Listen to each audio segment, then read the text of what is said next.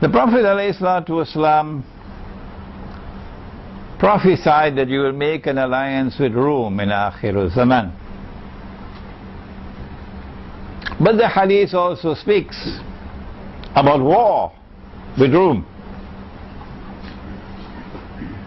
and that they'll attack you under 80 flags and 1/3 of the army will run away and Allah will never forgive them, and 1/3 of the army would be killed and they'll be shuhada, the best shuhada, and the last 1/3 will be victorious against Rome. And we are puzzled. How can we make an alliance with the people who are going to fight against us? That's the question. In answer to that question, I want to point out that Rome began as a city in Italy, the city of Rome, which was a pagan city, which worshipped idols and Greek gods and goddesses. That was Rome. Today that Rome is Western European Christians.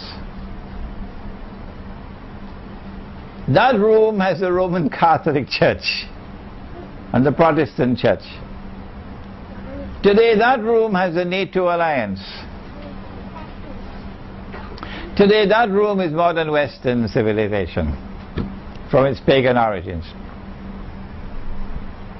And then when Christianity came to Rome, an emperor emerged whose name was Constantine.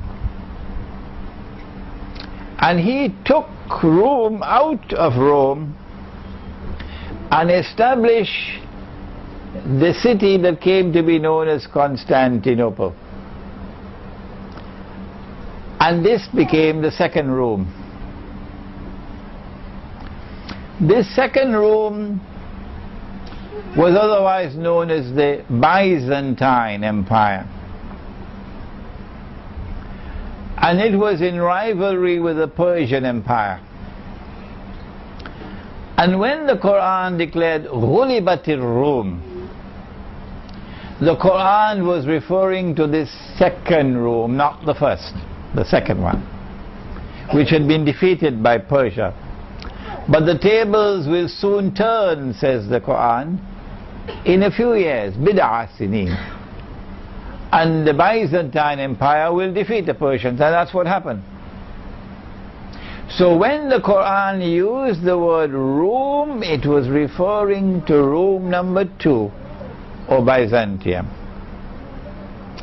And when the Ottoman Sultan Muhammad Fatih conquered Constantinople in 1456, I believe, almost 600 years ago, then Rome left Constantinople, and Rome is now located in Russia. It is not for us Muslims to decide where Rome is today. How foolish of us. It is they, the Orthodox Christians, the Eastern Orthodox Christians, they are the ones who have to answer the question, where is Rome today? Not us. And their answer, and the Patriarch says, it is Moscow. And so we have 3 Rome. The first Rome, which today has NATO and Western civilization, and is waging war on Islam on Israel's behalf. And we have the second Rome, which was Byzantium, and we have the third Rome, which is now in Moscow. And the Prophet ﷺ speaks about an alliance with Rome. My opinion is, he's not talking about NATO. No.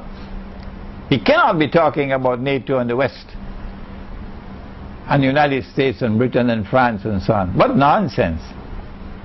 Because Western civilization has an alliance of Christians with Jews.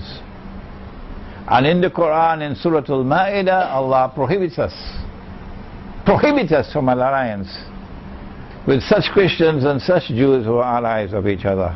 بَعْدُهُمْ أَوْلِيَاءُ بَعْضٍ.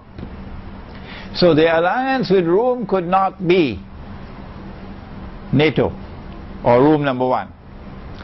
The alliance with Rome cannot be number 2 because number 2 is gone.